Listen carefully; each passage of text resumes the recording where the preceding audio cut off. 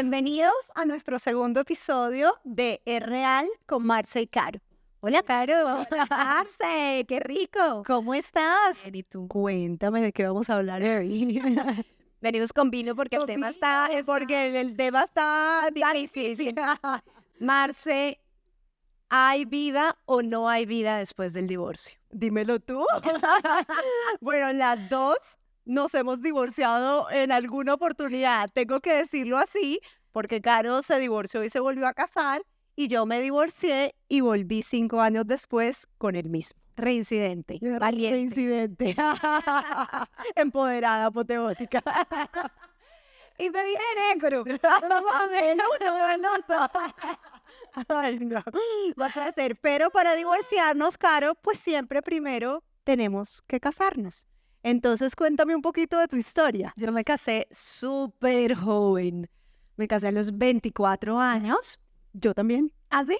Hasta en eso coincidimos. Yo también, a los 24 años. A los 24 años, después de unos casi 5 años de noviazgo, con un hombre mayor que yo, como unos 8 años.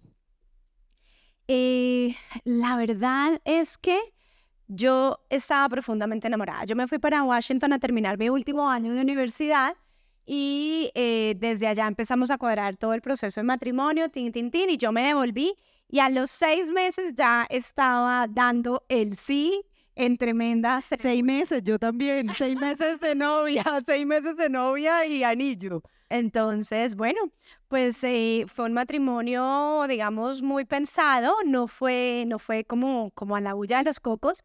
Era mi único novio de toda la vida, básicamente, pues había tenido algunos amoríos antes, amores novios de niña, pero mi única relación seria de la vida había sido Juan David, y con ese fue el hombre que me casé. Yo creo que ya veremos más adelante cositas, pero parte también de la razón por la cual me divorcio es porque creo que me casé muy chiquita. Pero pues Coincido. es una reflexión posterior. Por eso a las niñas que nos están viendo, a las jóvenes, a las mujeres, piénsenlo, porque a veces también es chévere vivir un poquito más, viajar, estar más relajado. Uno a veces cree que ese novio se le va a ir y que entonces se tiene que casar ya. No, cójanlo un poquito. Cójanla suave. Cójanla suave. Cójanla suave. ¿Cómo te casaste tú, Marci? Bueno, a los 24 años realmente fue una relación muy flash, porque duramos 6 meses de novios y a los 6 meses Juan Pablo me propuso matrimonio. Rápido. Yo no había tenido, como tú dices, unas relaciones tan amplias, como tan largas. Entonces, digamos que fue como prematuro a los 24 años. Bueno, ya graduada de la universidad, trabajando. Pero yo creo que fue un poco rápido, pero bueno, el hombre tenía afán y ahí qué vamos a hacer. Y 6 meses después nos casamos, y a los 25 tuve mi primer hijo. Yo creo que estábamos los dos, nos llevamos 1 año solamente de diferencia, entonces estábamos los dos muy pollitos, muy inmaduros, creo yo, de lado y lado, y pues eso desencadena en la ruptura, pasado, ¿qué? 5 años, creo yo, 6 años. 6 años de casada duré, porque 6 años y te separaste. 6 años de casada, 5 años separada y llevamos 2 años de vuelta. Hace 13 años. Yo Sí se puede, mujeres. Yo duré 7 años de matrimonio, más los 5 de noviazgo, o sea, 12 años con la misma persona. Y luego me separé y ya les voy a contar cómo con otro vino. Salud, salud. A mí me toca suave porque si no me toca volverme a separar. Marce, ¿cuáles son como esas señales, esas banderas, esas alertas, esas red flags que uno empieza a ver donde dice, miércoles, esto de pronto no me está funcionando? Porque además también es difícil, ¿no? Uno siempre quiere luchar, quiere decir, no, hay que trabajar un poquito más. Los matrimonios no son fáciles, las relaciones no son fáciles. ¿Cómo encontrar ese punto donde yo digo, ok, no es simplemente que yo esté poniendo de mi parte o que él ponga de su parte, sino que aquí de verdad hay unas alertas? Hay alertas. Esto es tanto de largo como de ancho. Yo creo que todas las relaciones son distintas, como somos distintos los seres humanos. Entonces, en unas pues pueden ser más evidentes que en otras, o muchas veces lo normalizamos tanto, Caro, que no nos damos cuenta que estamos como metidas en un círculo vicioso, en una relación tóxica, en una relación que no nos aporta. Muchas veces también como mujeres o como hombres nos sentimos que estamos dando un poquito más, que al otro le falta el centavo para el peso. Pero hay unas que yo creo que son claves, por lo menos voy a hablar de una de mi única separación realmente, que es la falta de comunicación. Muchas veces no sabemos comunicarnos, no nos comunicamos de la forma más acertada ni asertiva en los momentos en los que algo no nos suena, nos disgusta, nos sentimos incómodos, nos sobrepasa. Y yo creo que cuando no nos desahogamos y vamos acumulando eso, llega un punto en que explota. Y ya cuando explota, entonces vienen problemas más delicados. Pero yo creo que esa comunicación con la pareja de decir, mira, esto me gusta, esto no, hay unos negociables, hay unos acuerdos, pues yo creo que es clave. O sea, ustedes no hablaban. ¿Qué Eh, pasaba si había una pelea en la casa? Si bueno, ustedes dos tenían un desacuerdo, una pelea, ¿y qué pasaba? yo creo que lo he escuchado y creo que de una de nuestras directoras, que uno no se acuesta en la misma cama sin haber resuelto los conflictos, sin haber conversado de lo que de pronto nos disgustó.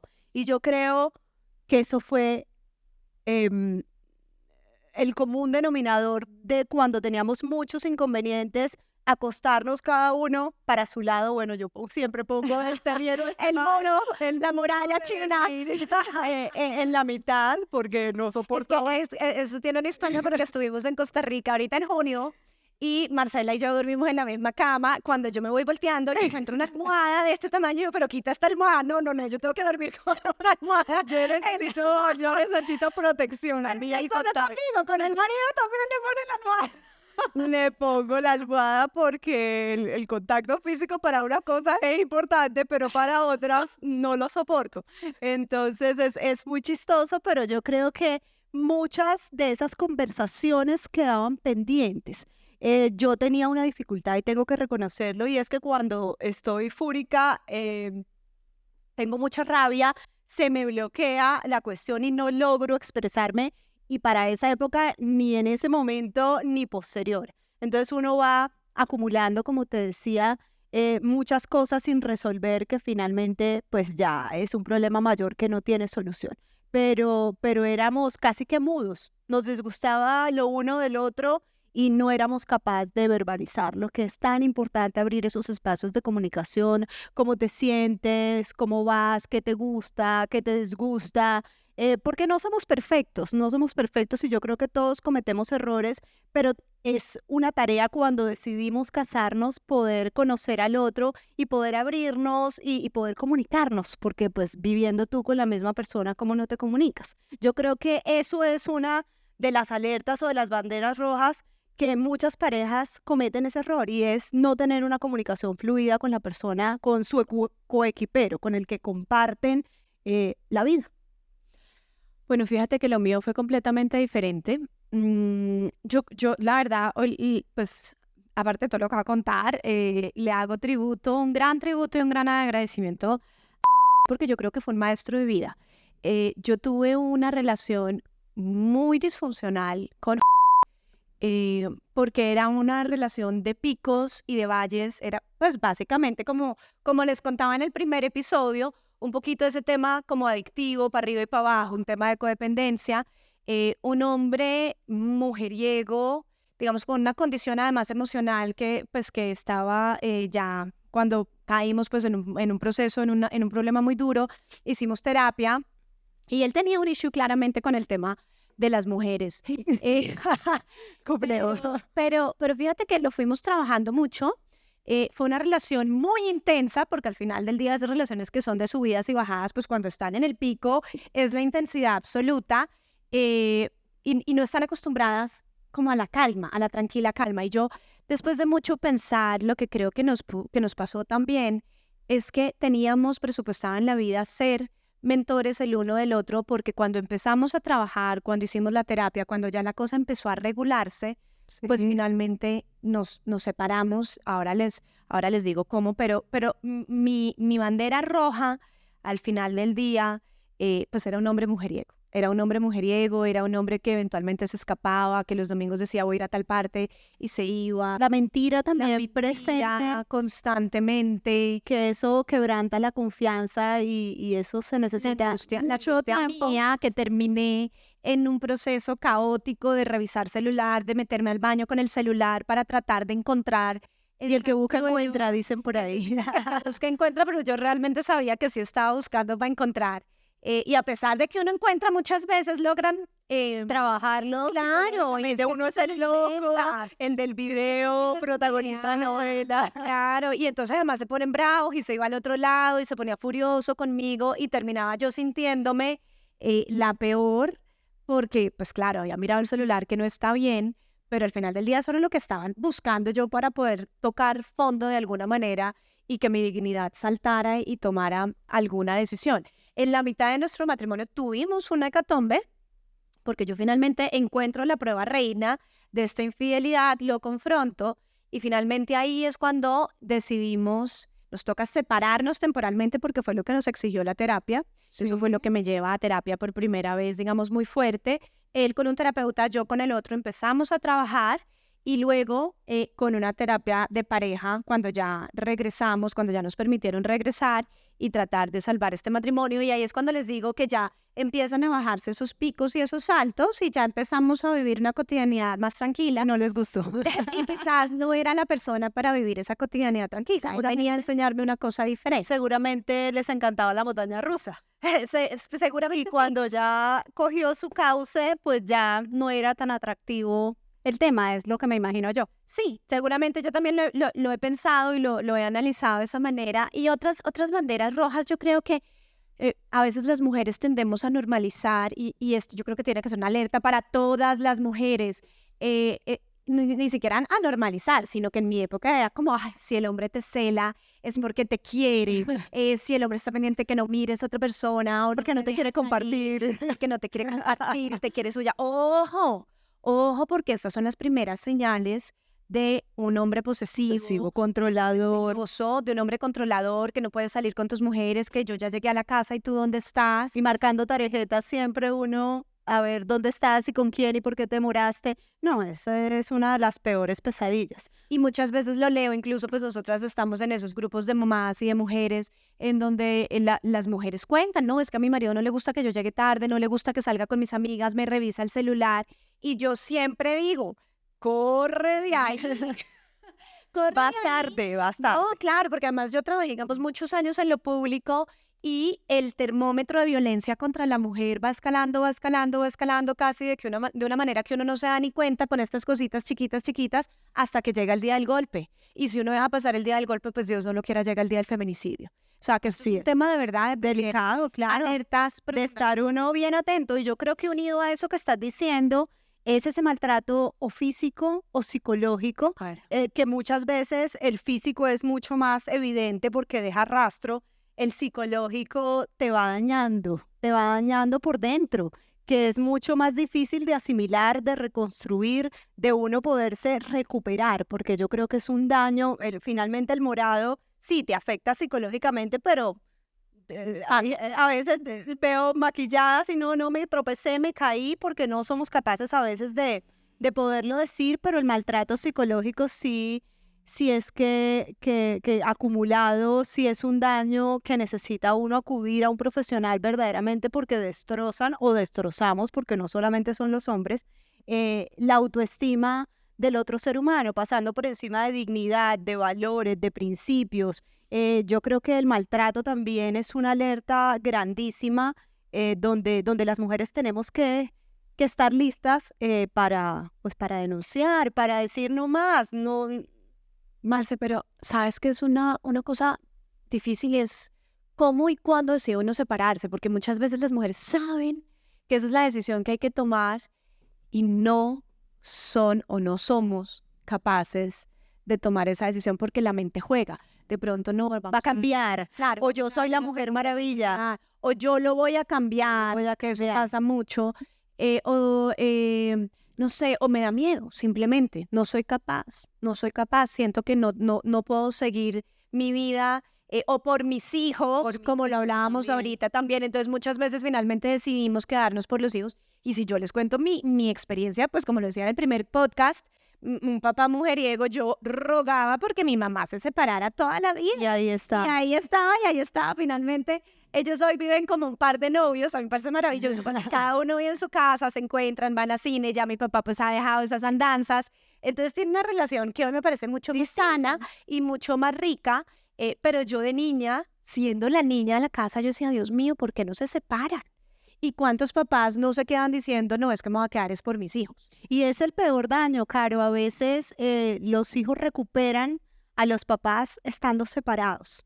A veces el camino, y uno cree que se está sacrificando por los hijos, pero los está sacrificando uno a ellos de poder tener un papá presente, amoroso, a gusto, feliz, tranquilo. Bueno, tantas variables que se pueden presentar y tengo personas cercanas ya adultas que dicen lo que estás diciendo, ¿por qué no se separaron antes? Yo creo, o cuando se separaron realmente pudimos vivir tranquilos, porque un ambiente de peleas, de discusiones, de darte hasta con la tapa de la olla, pues no es sana ni para uno como adulto, ni es el entorno y el ambiente donde deben crecer los niños. Y un mensaje que yo siempre les dejo a las mamás es, ustedes lo que están haciendo es el mensaje implícito que le transmiten a sus hijos. O sea, si ustedes permiten que un hombre sea infiel y vuelva a casa, si ustedes permiten que un hombre las maltrate psicológicamente o físicamente, pues el mensaje que ustedes les están dando a sus hijos es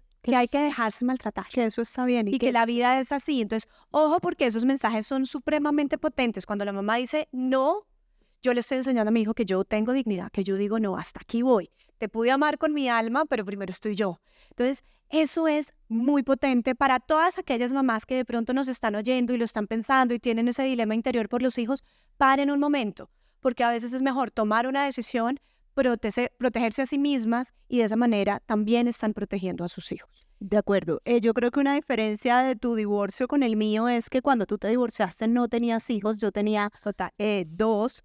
Isaac tenía 3 años y medio y Paloma 1 año y medio, entonces bien pequeños y en muchas ocasiones se me pasó por la cabeza porque me sentía culpable de decir voy a dejar a mis hijos sin papá.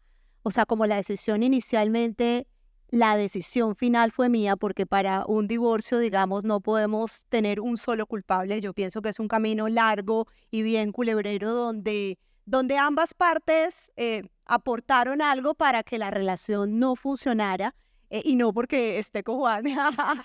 pero yo sí creo que muchas veces pensé en mis hijos y me tomó 1 año tomar la decisión que íbamos en altos y en bajos, pero finalmente yo dije para que mis hijos estén sanos emocionalmente y puedan estar tranquilos y felices, necesitan a una mamá tranquila, consciente y con todas las herramientas para poderlos proteger a ellos. Entonces, pues a veces los hijos sí son un obstáculo para tomar la decisión, pero no saben el bien que les hacemos cuando esto se hace de la manera correcta y en el momento indicado. Ojo, no es que estemos promoviendo el divorcio por nada de este mundo, porque muchas veces el divorcio no es el camino. Muchas veces uno tiene que agotar una cantidad de posibilidades de conversaciones, de terapia, de trabajo de pareja, no sé, de retiros espirituales, ¿por qué no? Para poder salvar el matrimonio. Hay que reprogramarse emocionalmente. Si no han escuchado nuestro podcast anterior, pues vayan hasta allá. Pero yo creo que es un camino difícil, pero está en las manos de uno saber qué vida quiere vivir uno finalmente y qué quiere ofrecerle a esos hijos cuando ellos están de por medio. Y como tú dices, nuestra historia es muy distinta. Yo no tuve hijos, pero duré buscando 6 años, bebé, y nunca quedé en embarazo con por eso digo que Dios y la vida son perfectos, porque tuvo una hija antes de mí y cuando nos separamos a los 6 meses deja embarazada a su novia y yo dije, brutos, yo no puedo ser mamá. No era tu momento, no era tu momento. Casi me muero, pero no era mi momento. Y como les dije, finalmente después de todo este trabajo psicológico con pasan los años, la relación se va estabilizando y yo conozco una persona que me mueve el piso terriblemente. Y en 12 años que yo había estado de novia y casada con De fidelidad Nadie absoluta. me había llamado la atención y empieza este hombre a moverme el piso, no había pasado nada, pero yo lo veía y sentía esas mariposas en el estómago. Yo decía, brutos, ¿qué me está pasando? ¿Qué voy a hacer? Y yo me acuerdo que en ese momento yo le decía, eh, baby, porque le decía baby. Uy, no, qué cursi, me empalagué. Yo le decía, baby, yo siento que estamos muy desconectados, tenemos que conectarnos más, acompáñame. En ese momento estábamos en campaña, acompáñame a recoger firmas, acompáñame a la calle. Y él, no, monita, esto fresca, esto dura nada, 3 meses, 4 meses, fresca, no sé qué. Y yo era casi que pidiendo ayuda, ven a mostrarte al lado mío que eres mi esposo. Auxilio, socorro. Estoy en peligro absoluto. Y esto fue más o menos desde octubre y a mí me empieza a hacer así. Y yo decía, miércoles, ¿qué va a pasar? Y van pasando los meses y no pasaba nada con el personaje, pero yo lo veía y me derretía. Y ya en diciembre y enero empiezo a chatear mucho y yo ya me sentía muy mal. Y en enero finalmente la cosa se revienta y me dice, ¿qué te pasa? Y yo le digo, me gusta alguien. Dios mío. Me gusta alguien y bueno, y ahí hay como un proceso muy fuerte de mucha frustración de él, de mucho dolor de él. Y él después, bueno, como que intentamos un poquito, pero finalmente la cosa no estaba funcionando. Él se va de la casa la primera semana de febrero y yo me quedo con un dolor profundo, pero además con una culpa Con una culpa, eso te iba a decir. que ahí viene todo lo que viene después del divorcio, Marce, que es toda esta parte del estigma social, de cómo Terrible. me separé. Terrible, mira, a mí no se me va a olvidar, pues yo vivo en Bogotá hace muchos años, hace 18 años soy de Montería, y la sociedad ya es pesada como cualquier sociedad costeña, tengo que decirlo. Y me acuerdo que me había separado y a las vacaciones siguientes llego y escucho en un restaurante, a mi papá le dicen el Boroco, y unas personas grandes dicen, unos adultos, pues, esa es la hija del Boroco, la que se separó. Yo dije, sí, soy yo, mucho gusto. O sea, ¿en qué te afecta? Pues sí, no me vas a mantener, no te estoy afectando. Sí, soy yo, pero es ese juicio y esas ganas de averiguar la vida del otro y esa preocupación por saber A, B, C del chisme, de qué fue lo que pasó, de cómo es posible, no duró, sí duró, porque muchas veces creemos que nos casamos para toda la vida y los que nos hemos casado por la iglesia pues es para toda la vida, pero en estas generaciones, en este mundo donde la mujer tiene otro rol, tiene otra independencia, o un empoderamiento diferente, que no dependemos económicamente de una figura masculina, pues permiso, aquí no fue.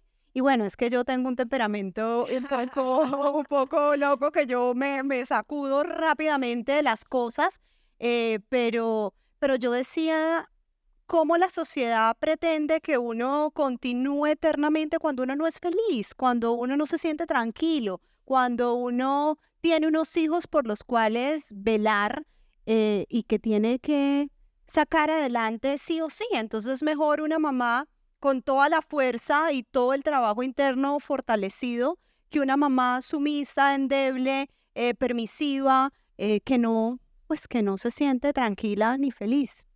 Así es, a mí me tocó también muy fuerte porque yo tenía ese cargo de conciencia, esa Sí, es culpa distinto. de yo sentía en el fondo que yo había dañado mi matrimonio, tuve un duelo profundo, entonces se veía con mis papás y mi mamá me decía, además me decía, me vi con y cómo está sufriendo. Y yo sentía que era el cuchillo en la tripa que me hacía así. Además, la gente en mi trabajo conocía a y éramos como, ay, la pareja, el matrimonio, no sé qué. Entonces se cae esto. Y yo siento que en ese ambiente político, porque yo hice mucho tiempo política, hay mucho machismo todavía. Entonces, cuando ya yo no era la casada ni la no sé qué, la imagen se cae y uno lucha con eso. Y fue muy difícil. Yo creo que yo duré básicamente unos 4 o 5 años para procesar mi proceso de culpa, que también me iba afectando el cuerpo. Me salían infecciones, una cosa que yo decía, Enfermedades emocionales. claro, y es todo el cuerpo que no ha podido sanar, me Y tocó mucha terapia, mucha terapia. Mucha terapia. Y adicional a la culpa, el duelo. Porque así hayamos sido nosotras las que hayamos tomado la decisión de dejar la relación, mi terapeuta me explicaba y me decía, Caro, hay 3 duelos. El duelo de la pareja, o sea, esa persona a la que, como decías tú, es un muerto que no se muere, pues es una persona que se muere en tu Hay que vida, pero hacer, que es un sigue duelo viva. distinto, un duelo intangible, Exacto. porque el muerto, pues sí, es un duelo, lo tenemos ahí, vemos que ya no va a estar. Lo velamos, pero Esto es un dolor profundo, todos lo vivimos diferente, pero es un dolor de la entraña más profunda, sea porque te fallaron o sea porque hayas fallado. Yo siento que el dolor es en doble vía. es en doble vía. El duelo de la persona, el duelo del sueño, porque fue ese sueño del que tú hablabas ahorita, es para toda la vida. Y el sueño de las relaciones familiares y todo, porque mi familia moría del amor por La mía mis también. papás lo querían más a él que a mí. En Barranquilla, quiero contarles, en Barranquilla tengo una señora que ha trabajado toda la vida en la casa de mi tía, que cuando somos muy parejas de edad, ella me lleva 4 años y cuando éramos chiquitas ella vivía en la casa de mi tía y jugábamos, montábamos bicicleta, no sé qué, pero ella hoy cocina todo en la casa de mi tía y cuando yo llegué después con el nuevo personaje, no salió. No salió y dijo, Rebelde. señor, no le cocino. O sea, de esta magnitud muy difícil, ese desprendimiento de las relaciones familiares, de ese afecto familiar que se había construido y que se había tejido en mi caso por más de 10 años. No, es que ahorita que dices eso me llama mucho la atención porque yo me separo, obviamente, mi mamá, súper creyente, súper espiritual, siempre era doblando rodilla para que, no sé si para que yo volviera, pero sí como insistiendo con el tema. Y cuando Juan vuelve 5 años después, es recibido con comida, con reunión familiar, con invitación. Y dice uno, oh por Dios, o sea, pero sí, a veces se enamoran más que uno, la familia, pero es válido porque conectan, porque tienen cosas en común, porque les caen en gracia, porque los acogen como unos hijos, por así decirlo, entonces eso es sumamente importante. Yo creo, Caro, que sí hay vida después del divorcio. Sí. Necesitamos Aquí estamos. necesitamos es como reencontrarnos con nosotros mismos, tener una red de apoyo, hacer planes diferentes, poder pasar ese duelo de la forma más sana posible. En mi caso fue una separación en muy buenos términos, con 2 hijos de por medio, con unos acuerdos económicos muy claros, o sea, realmente no sufrí por eso y me doy por bien servida porque sé que a veces dicen que uno sabe con quién se casa, pero no de quién se separa. Pero bueno, ese es el ir y venir de los seres humanos y de las relaciones, pero yo sí creo que podemos encontrar, como en tu caso, una segunda oportunidad, rehacer la vida, ser felices y en mi caso, reconstruir una familia y darle a mis hijos y a Juan Pablo una segunda oportunidad o darnos mutuamente una segunda oportunidad para continuar ese camino. Total, y para los que están preguntándose, bueno, pero ¿qué pasó con este personaje que le movió el piso? Pues ese personaje hoy ya lleva conmigo casi 9 años, es el papá de mi hijo porque sí pude ser mamá, pero reconstruirse recae en nosotros. Y como decía Marce, red de apoyo, terapia, tiempo, espacio para uno mismo. Yo creo que esos serían como los mensajes y crean en ustedes. La red de apoyo es fundamental, sobre todo cuando se están sintiendo muy débiles para tomar esa decisión. Así que sí hay Si hay vida después del divorcio. Salud.